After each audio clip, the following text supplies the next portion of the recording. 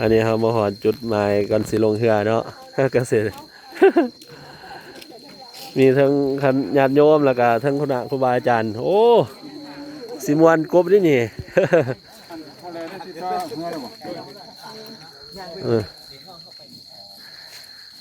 เคยย่างอยู่บ่เนี่ย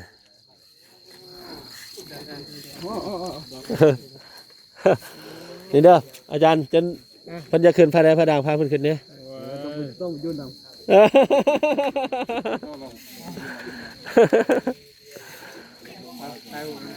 เอาตีให้เพิ่น1 2 3 1 2 3โดดได้แล้วโอ้ครูบาอาจารย์เฮาก็หอดมองลงแล้วเนาะอ้าวครูบาแขกขึ้นแทนผมขึ้นแทนผมโอ้ของแท้เนาะว่าบ่ยันยุ่งกัดบ่โอ้ยอยู่ในเต็นท์อยู่ยันเนาะ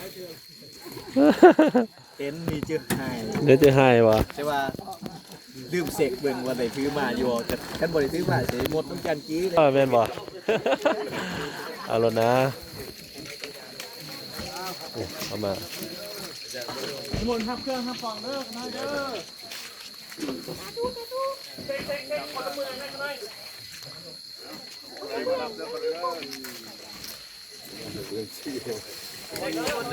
เอาลงเดี๋ยวละอันเด้อโอ้เดี๋ยวจะลงกันเด้อ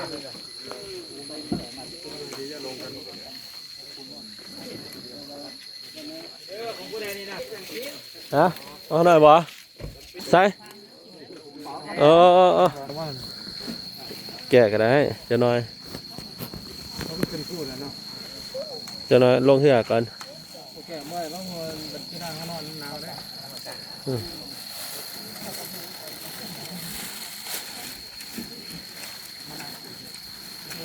ไ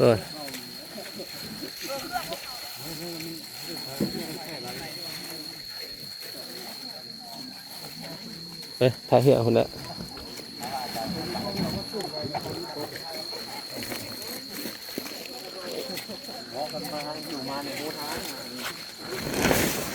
ตัวแก้วบ่ได้ไปน้ำเป็นบ่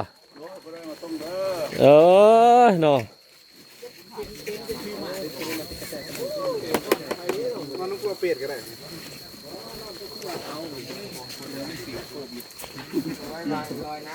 โซนนี้เขาจะปล่อยเขื่อนเขาจะเตรียมรับน้ำใหม่เนาะนี่เขาสิไปพี่แหละนี่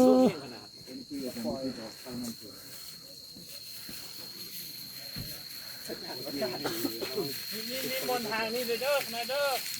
ใหญ่ห้องเข้าให้หน่อยเข้าเพลนี่หนักเลย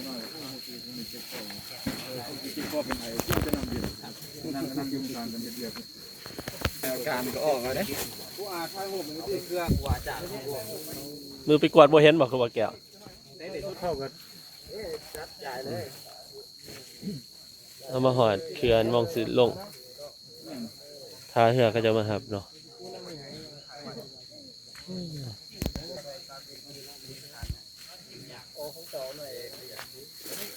ใส่ของเอกว่าหันจัดได้แล้วได้ตัวนั้น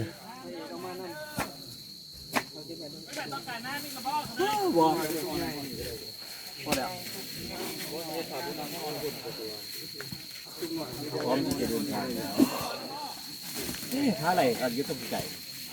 ท่าใดต้นไก่พูดอยู่ส่วนผุนไหนยังประมาณมือเพื่อเป็นเทียบท่าตัวใดเนาะเทียบท่าตัวนี้แล้วอาจารย์ยัง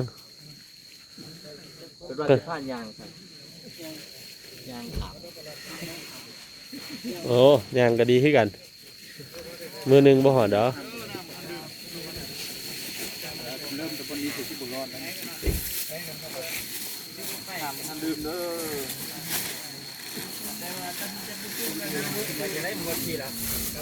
นี่ยังคือว่ามีกินโอ้นี่เนาะของแท้เนาะคุณลองก้อนขึ้นหูว่ะเป็นยังเนาะบริษัทก็ขึ้นรถตู้ เจ้าน้อยกินแม่ขาว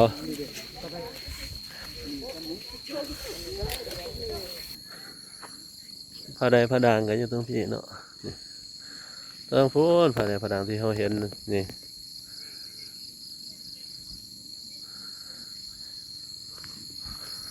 เอามาหอดมองลงเรือบาอาจารย์เขาครับอันนี้เป็นเขตของแดนสวนของคาสิโนเขาจ้าเนาะ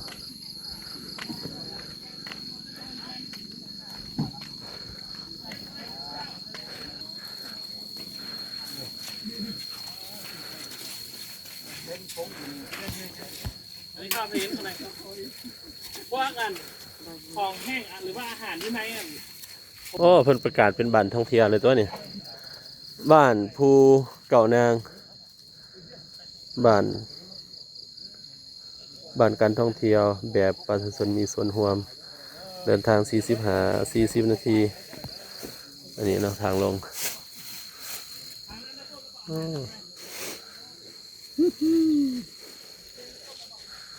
จบคลิปเพียงเท่านี้เนาะต่อไปเราจะได้ชมคลิปตอนลงเรือแล้วก็ครูบาอาจารย์เขาก็ซื้อข้าวกับน้ำแล้วที่จะเดินป่าพร้อมแล้ว